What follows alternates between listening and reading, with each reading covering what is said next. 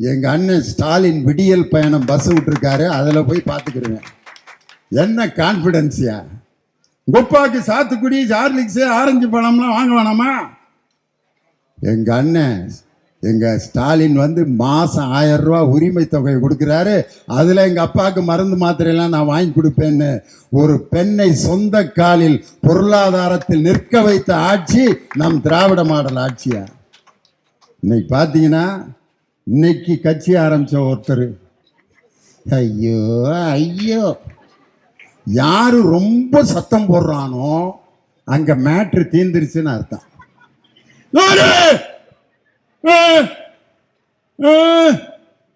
வணக்கம், வணக்கத்தை கூட இவ்வளவு இதாவா சொல்லுவாங்க?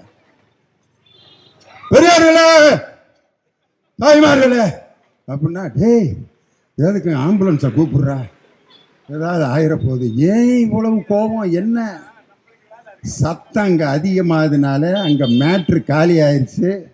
அங்கே தோல்வியை நோக்கி கிளம்பிக்கிட்டு இருக்காங்கன்னு அர்த்தம். 2 கணவன் மனைவி சத்தம் போட்டு பேசுகிறாங்கன்னு வச்சுக்கோங்க. அங்கே யார் என்ன பேசுகிறானே விளங்காது. ஆனால் காதலர்கள் பேசும்போது பார்த்துருக்கீங்களா? எங்கேயாவது சத்தமாக பேசுகிறாங்களா? இந்த பைபாஸில் வந்தான், பைக்கில் நிப்பாட்டி, நீங்கள் பக்கத்தில் போய் நின்று கேட்டால் கூட என்ன பேசுகிறாங்கன்னு கண்டுபிடிக்க முடியாது. அன்பான பேச்சு எப்போதும் அமைதியாகத்தான் இருக்கும். அரைகுறை அரைவேக்காடுகள் தான் கத்திக்கொண்டே இருப்பார்கள்ங்கிறதுக்கு வேற உதாரணமே தேவையில்ல. என் தலைவர் தான் உதாரணம் சொல்லுவார். ஒரு நரி காலையில் இப்படி உட்காந்துருந்துருக்கு, சூரியன் இங்கே இருக்கு, நரியோட நிழல் நீளமா தெரியவும் நரி நினைச்சிருச்சு, ஆஹா நம்ம எவ்வளவு பெரிய ஆள்றோம், ஆஹா அப்படின்ட்டு சூரியன் மேல வர வர வர வர வர வர நரியோட நிழல் அப்படியே சின்ன சின்னதா ஆகி சூரியன் உச்சத்திற்கு வரும்போது நரியினுடைய நிழல் காணாம போய் நம்ம இவ்வளவுதான்னு தெரிஞ்சுக்கிருச்சு. சூரியன் உச்சத்திற்கு வரும்போது இப்பொழுது ஆட்டம் போடும் நரிகள் எல்லாம் எங்கே போய் கொண்டிருக்கிறது என்றே தெரியாமல், அடையாளம் தெரியாமல் போய்விடுவார்கள். எத்தனை பேரை பார்த்த இயக்கம் இந்த திராவிட முன்னேற்ற கழகம். எத்தனை எதிர்ப்புகளையும் சந்தித்து இன்றும் நிலைத்து நிற்கிறது என்று சொன்னால் வலிமையான கொள்கையும் அந்த கொள்கையின் பிடிப்பில் வாழ்ந்து கொண்டிருக்கக்கூடிய உண்மையான தொண்டர்களையும் பெற்ற இயக்கம் இந்த திராவிட முன்னேற்ற கழகம். அதனால இதை யாரும் அசைக்க முடியாது. நான் ஒரு வீட்டுக்கு போயிருந்தேன், நாய் வளர்க்குறான், ஃபாரின் நாய். நம்ம நாய்ங்க அப்படின்னா, ஓ நாயிடா அது, கொஞ்சம் கூப்பிடுறியா அப்படின்னு. கடிக்காது, ஒன்றும் செய்யாது, ஒன்றும் செய்யாது, என்னை பிடுங்குச்சுன்னா அதெல்லாம் ஒன்றும் செய்யாது, நீங்கள் வாங்க. நான் அந்த நாயை உத்து உத்து பார்த்தேன், எது முன்பக்கம் எது பின்பக்கம்னே கண்டுபிடிக்க முடியல. இங்கிட்டும் சடை தொங்குது, பின்னாலேயும் சடை தொங்குது. எனக்கு ஒரே எதிரா முன்பக்கம் எதிரா பின்பக்கம், எனக்கு மனசு போட்ட அலக்களிப்பா இருந்துச்சு. அவன்கிட்ட கேக்கையும் சங்கட்டமா இருக்கு. சார், நாயோட முன்பக்கம் எது பின்பக்கம், உனக்கு எதுக்கு, அதுவே அதை பற்றி கவலைப்படல, உனக்கு ஏன் அதுக்கு முன்பக்கம் எங்கிட்டு இருந்தா உனக்கு என்னன்னு நான் என்னைய ஒரு மாதிரி தப்பா நினைப்பேன். கீழே குனிஞ்சு பார்க்கவும் வெக்கமா இருக்கு. நாயவே இந்த பார்வை பார்க்குறானே, இவனை நம்பி எப்படி வீட்டுக்குள்ள விடுறதுன்னு திமுக காரனுக்கு இது கூட கண்டுபிடிக்க முடியாது. அப்படின்னு நாய் நடந்து போச்சு, அதை வச்சு கண்டுபிடிச்சிட்டேன். அதுதான் முன்பக்கம், இதுதான் பின்பக்கம். ஏன்னா நாய்க்கு ரிவர்ஸ் கியர் போட்டு நடக்க தெரியாது. எப்படி அந்த நாய் அவன்கிட்ட கேட்டேன், எங்கடா வாங்கினேன்னு. இது ரொம்ப காஸ்ட்லியான நாய்ங்க, இதை வெளியில் நான் கூட்டு போனோம்னா நிறைய பேர் அந்த நாயை பார்க்கறதுக்கு கூட்டம் கூட்டமாக வந்து பார்ப்பாங்க. நல்லா கவனிங்க நான் சொல்கிற கதையை. கூட்டம் கூட்டமாக அந்த நாயை வந்து பார்ப்பாங்க. எதுக்குடா வளர்க்குறேன்னா, ஒன்றும் செய்யாது, நல்லா திங்கும், நல்லா தூங்கும், அப்பப்போ வெளியில் வந்து கொஞ்ச நேரம் சத்தமாக குலைக்கும், சூரியனை பார்த்தா ரொம்ப குலைக்கும். அப்படின்னா அருமையான நாயிடா, சூரியனை பார்த்து ஏன்டா குலைக்கும், அதுக்கே தெரியாது. ஏன்டா சூரியனை பார்த்து இந்த நாய் குலைக்குதுன்னா அதுக்கே தெரியாதுங்கிறான் யார் ஓனர். அதுக்கு பொழுது போலன்னா சூரியனை பார்த்து குலைச்சிட்டு திருப்பி போய் கூண்டுக்குள்ளே படுத்துக்கிறேன், நல்லா திங்க, திரும்பி எந்திரிச்சு வரேன், கொஞ்சம் நேரம் பார்க்க அப்படிங்க, சூரியனை பார்த்து அப்படிங்க, திருப்பி போயிடறேன். நீங்கள் எதுக்கு இப்போ கைதட்டுறீங்கன்னு எனக்கு புரியல. நான் நாய் கதை தான் சொல்லிக்கிட்டு இருக்கேன். ஏதோ அந்த நாய் நினச்சிக்கிட்டு இருக்கு நம்மளை பார்த்து எல்லாம் பயப்படுறாங்கன்ட்டு. இந்த காரில் டூ வீலர் எல்லாம் போகிறப்ப ரோட்டில் இருக்கிற நாயை அந்த டூ வீலரை பார்த்து பின்னாடியே குலைச்சிட்டு வரும், பார்த்துருக்கீங்களா? துரத்திக்கிட்டே வரும். எதுக்கு துரத்துதுன்னு இது வரைக்கும் அந்த நாய்க்கே தெரியாது. நான் ஒரு 6-7 வருஷமாக பார்க்குறேன். அங்கே இருக்கிற நாயை அது கொஞ்சம் தூரம் ஒரு 1/2 கிலோமீட்டர் வரைக்கும் கூட துரத்திக்கிட்டே வந்துட்டு திருப்பி பழைய இடத்துல போய் படுத்துக்கிறேன். சரி, நம்ம தான் அந்த காரை பிடிக்க முடியலையே, அடுத்து துரத்த வேணாம்னு நினைக்குமா? திரும்ப 2வது நாளும் துரத்திக்கிட்டே வரும், திருப்பி போய் படுத்துக்கிறேன். காரை துரத்தும் நாய்கள் கடைசி வரை காரை கைப்பற்றியதாக சரித்திரமே இல்லை. அந்த காரை துரத்தும் நாய்களை எல்லாம் பார்த்து எங்கள் பயணத்தை நிறுத்துவதற்கு திராவிட முன்னேற்ற கழகம் நேற்று பெய்த மழையில் முளைத்த காளான் அல்ல, அது 75 ஆண்டு காலம் தகுதியாக வளர்ந்து செழித்த ஆலமரம். அது மக்களுக்கு நிழலையும் கனிகளையும் கொடுத்து கொண்டே இருக்கும். இப்படி பவள விழா கண்ட கட்சி எங்க? இன்னைக்கு பார்த்தீங்கன்னா ஜெயலலிதா அம்மா இறந்த அன்னைக்கு எல்லாரும் சமாதிக்கு போயிருந்துச்சுங்க. நம்ம குரூப்பெல்லாம் யார்? எடப்பாடி பழனிசாமி, நம்ம அவர் டி ஜெயக்குமார் ஐயா, அவர் செல்லூர் ராஜு, முனிசாமி, நத்தம் விஸ்வநாதன், எங்கள் உலக புகழ்பெற்ற திண்டுக்கல் சீனிவாசன் எல்லாம் வந்து அம்மா அவங்கெல்லாம் போன பிறகு ஒரு 50 பொம்பளைய அதை எடுத்துட்டாங்க நம்ம ஆளுங்க. அம்மா நீங்கள் தான் அந்த கட்சியை காப்பாத்தன, எடுத்து விட்டாங்க அப்படின்னு அழுகுது ஒரு அம்மா. அந்த அம்மாட்ட ஒரு 5 பெண்கள் அழுகுறாங்கன்னா கட்சியை என்ன நிலைமைக்கு கொண்டு போயிட்டாரு பாருங்க நம்ம ஆளு எடப்பாடி பழனிசாமி. கணக்கு போடுறாருயா, என்ன கணக்கு தெரியுமா போட்டாரு அன்னைக்கு? அன்பார்ந்த பெரியவர்களே, நாங்கள் ஏன் பாரதிய ஜனதாவோடு கூட்டணி வைத்தோம் என்றால், சென்ற 2024 தேர்தலிலே நாங்கள் பெற்ற வாக்கு சதவீதம் 23%. பாரதிய ஜனதா பெற்ற வாக்கு சதவீதம் 18%. ரெண்டையும் கூட்டினா 41%. இப்போ நாங்கள் 2 பேரும் சேர்ந்துருக்கோம், 41% வாக்கு எங்களுக்கு கிடைக்கும் அப்படிங்கிறாரு. அந்த 18% பாரதிய ஜனதாக்கு கிடைச்சதில் ஓபிஎஸ், டிடிவி தினகரன் ஒரு 21 கட்சி சேர்ந்து தான் அந்த 18% பாரதிய ஜனதாக்கு கொடுத்தாங்க.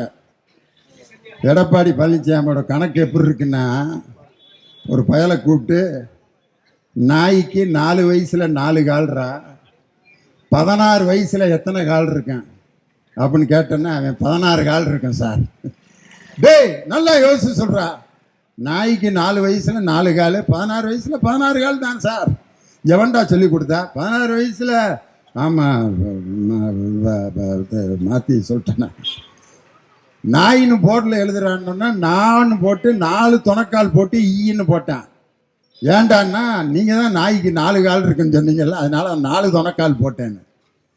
எடப்பாடி பழனிசாமி இப்படி கேடத்தனமாக 6 4 கூட்டி 35 கணக்கு போட்டு கொண்டிருக்கக்கூடிய எடப்பாடி பழனிசாமி ஒரு பக்கம், இன்னொரு பக்கம் பார்த்தீங்கன்னா கல்வியில் சிறந்த தமிழ்நாடு என்ற ஒரு நிகழ்ச்சியை நடத்தி அந்த நிகழ்ச்சிக்கு வருகை தந்த நடிகர் சிவகார்த்திகேயன் மேடைக்கு வந்தார்யா. வந்து என்ன பேசினார் தெரியுமா? இதுதான் ரொம்ப அற்புதமான பேச்சு. வந்து மேடையில் அவ்வளோ மாணவர்கள் மாணவிகள்லாம் அவர் மேடைக்கு வந்தோன்னு கத்துறாங்க. அவர் உடனே இந்த சத்தம் தான் ரொம்ப அருமையான சத்தம், இந்த சத்தம் ஆஹா ஓகான்லாம் அதை பற்றி அவர் கவலையே பண்ணல. என் மீது நீங்கள் வைத்திருக்கும் அன்புக்கு நன்றி வணக்கம் சொல்லிட்டு ஒரு வாக்கியம் சொன்னார். சினிமாங்கிறது ரொம்ப போட்டி நிறைந்த ஒரு துறை. இன்னைக்கு நான் நடிகராக இருக்கேன், என் கூட நடிச்சிட்டு இருக்கிற இன்னொரு நடிகர் என்னை விட மேலே போயிடுவான். நான் அந்த நடிப்பிலிருந்து விலகி போகிறது கூட வாய்ப்பு இருக்கு. எனக்கு ஃபீல்டே அவுட் ஆகி என்னுடைய படமே ஓடாமல் போனாலும் நான் பொழைச்சிக்கிருவேன். காரணம், எங்கள் அப்பா எனக்கு 2 டிகிரி எனக்கு படிக்க வச்சாரு. ஒன்று MBA, இன்னொன்று BE. இந்த 2 பட்டத்தை வச்சு நான் பொழைச்சிக்கிருவேன்னு சொல்லி, அதனால நீங்க எல்லாரும் படிங்கன்னு சொல்லி மாணவர்களை படிக்க சொன்ன ஒரு நடிகர். எப்படிப்பட்ட நடிகர்? மேல தூண் மேல ஒருத்தன் ஏறிட்டான். டேய் தம்பி, ஏற்கனவே 41 பேர்ரா, இறங்குடா. உள்ள போயிருந்தாலும் போயிருப்பேன், திரும்பி உள்ள போய் வச்சிடாத, இறங்கு இறங்கு இறங்குன்னா அதுக்கப்புறம் தான் நான் முத்தம் கொடுப்பேன்னாரு. இது ஏற்கனவே என் தலைவர் பல இளைஞரணி மாநாட்டில், எங்கள் தலைவர் இளைஞரணி பொதுக்கூட்டத்தில் மரத்தின் மீது நின்று கொண்டிருந்த நம் திராவிட முன்னேற்ற கழகத்தின் தோழர்களை பார்த்து, மரத்தை விட்டு இறங்குங்கள், அதுவரை நான் பேச மாட்டேன் என்று சொல்லி அனைவரையும் மரத்தை விட்டு இறங்க வைத்து விட்டு அப்புறம் பேசினார்.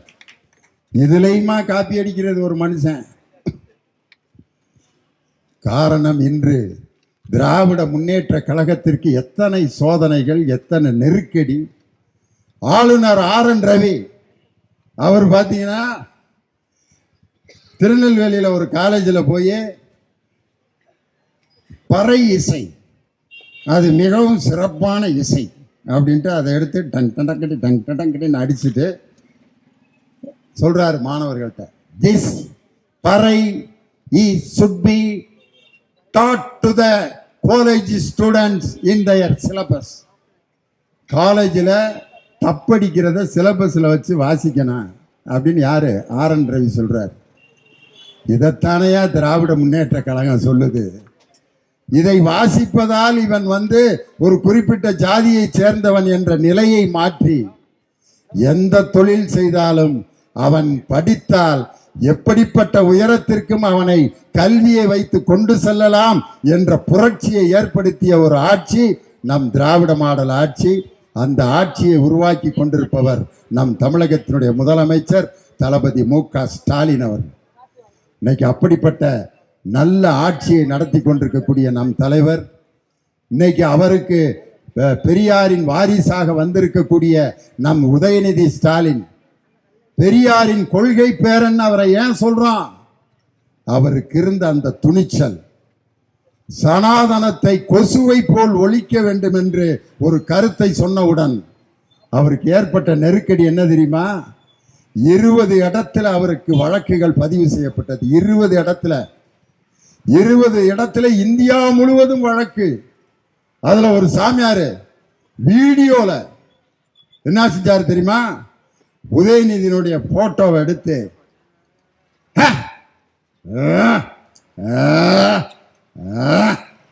அப்படின்னு போட்டுட்டு அறிக்கை விடுறார். இவருடைய தலையை கொண்டு வந்தால் 10 லட்சம் நான் தர்றேன். யாரு? சாமியார். கோயில் வாசல் உட்காந்து பிச்சை எடுக்கிற சாமியார்கிட்ட 10 லட்சம் இருக்குன்னா அவர் உண்மையிலே சாமியார் ஆகியாரு. கோயில் வாசல் உட்காந்து தர்மம் பிச்சாந்திகன்னு கேட்டுக்கிட்டு இருக்கவரு 10 லட்சம் உதயநிதி தலைக்கு தர்றேன்னாரு. அப்போ உதயநிதி சொன்ன பதில் என்ன தெரியுமா? ஜாதியை நிலைநாட்டுகின்ற, மத வெறியை தூண்டுகின்ற, பெண்களை அடிமைப்படுத்துகின்ற இந்த சனாதனத்தை ஒழிப்பதை நான் மீண்டும் அந்த வார்த்தையை வாபஸ் வாங்க மாட்டேன். நான் சொன்னதுதான். எத்தனை வழக்குகள் போட்டாலும் அதை நான் சந்திக்க தயார் என்று கொள்கையின் பேரனாக துணிச்சலாக நின்ற நம் தலைவர் தான். அவர்தான் இன்றைய பிறந்த நாள் கதாநாயகன் உதயநிதி ஸ்டாலின். ஆனா கரூர்ல 41 பேர் இறந்த உடனே பொதுச் செயலாளர் எங்க போனார்னே தெரியல. தலைமறைவு. துணை பொதுச் செயலாளர் தலைமறைவு. மாவட்ட செயலாளர் தலைமறைவு. ஒரு பிரச்சனை வந்தோன்னு ஓடி ஒளிபவர்கள் இந்த நாட்டை காப்பாற்ற மாட்டார்கள்.